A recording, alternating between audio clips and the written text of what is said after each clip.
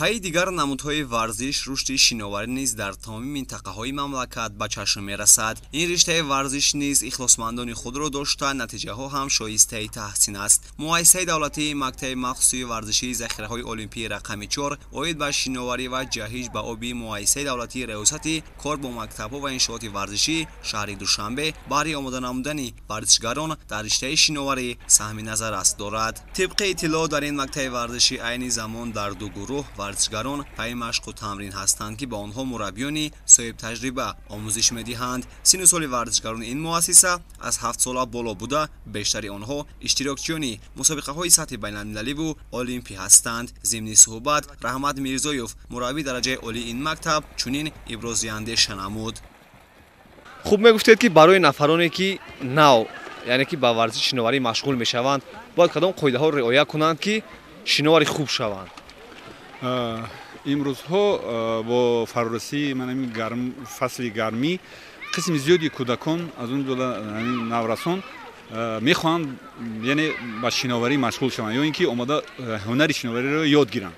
با ما زیاد مراجعت میکنند برای آموختن شناوری.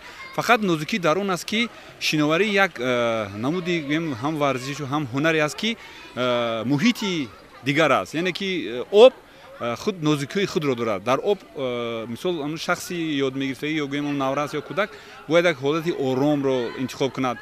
آب آرامی را دوست می‌دارد. برای همین از کودکی با شناوری مشغول شدن خوبتر است، یعنی تیزتر این هنر را یاد میگیرند. اگر گیم یادگیری با سن سال وابستگی ندارد، میتواند هم کودک یاد گیرد هم شخصی کلان یا شخصی سال خورده گویم. یگان گویم دشواری ندارد، فقط خواهش در کار و یاردمی مربی برای یاد گرفتن. در مؤسسه مذکور بحری یعنی که آموزش شناوری چه شرایط است و دستاوردها در این رشته تا کدام اندازه نظررس است؟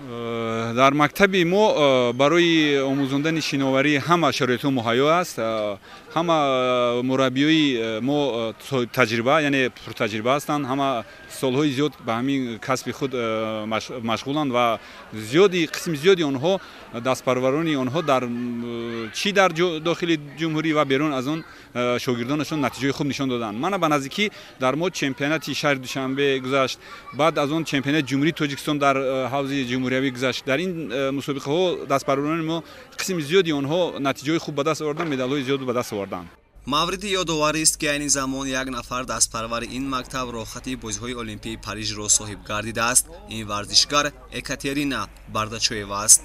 این زمان 21 سال دارد. وزیر مربیگری کاترینا اسماعیلووا تمرین کرده ایستاده است. همچنین دیگر ورزشکاران برای اشتراک در مسابقه جمهوری بین نورسان و جوانان که از سنه 2 آگوست سال روان تا 6 ماه آگوست در شهر خوجند دایر می شود آمادگی گرفته ایستادند. پیش از برگزاری این مسابقه سطح بلند مرحله آمادگی آن روزهای 16 و 17 ماه روان به نقشه گرفته شده است که بهترین ها راحت به این مرحله می گیرند.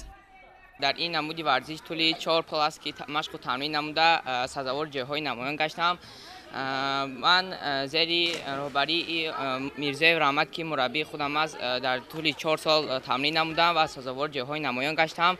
در مسابقه های جمهوری که چند ماه پیش در برگزار کرده بود در آنجا در مسافت 200 متر برز سزاوار جای نمایان گشتم و من میخواهم که در آینده باز همچنین تمرین نموده سزاوار جایهای نمایان شده پرچم تاجیکستان را بلند بردارم. طول 3 سال است که در مکتب ورزشی مشق می‌نمایم تحت مربی اچیلووا دلبر و من در بسیار مسابقه‌های شهری و جمهوری اشتراک کرده سزاوار جایهای یکم، دوم و سوم دارم و ما آمادگی جدید هستم برای مسابقه‌ای که در سال جاری است.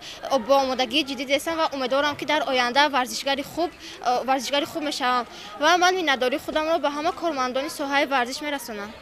گفته شد که استقلال کامل وطن شرایط مهیا نمود که ورزشکاران کشور ما در عرصه بین‌المللی پرچم کشور را بلند بردارند. در سال جاری اشتراکی دو ورزشکار این مؤسسه در مسابقه بین‌المللی شناوری که در شهر مسکو برگزار گردید نتیجه خوب را به بار آورد. همچنین اشتراکی اکاترینا بارداچویوا در چمپیونات جهان که در شهر دوحه کشور قطر صورت گرفت دستاورد ارزنده است. این زمان در مؤسسه مذکور 144 نفر پای مشق تمرین هستند که ки 48 нафари онҳоро духтарон ташкил медиҳад. умед аст ки иштироки варзишгари ин муассиса Екатерина Бардачоева дар бозиҳои олимпии Париж 2024 натиҷаи хуб ба бор оварда бори дигар таваҷҷӯҳ ба ин риштаи варзиш бештар хоҳад гашт.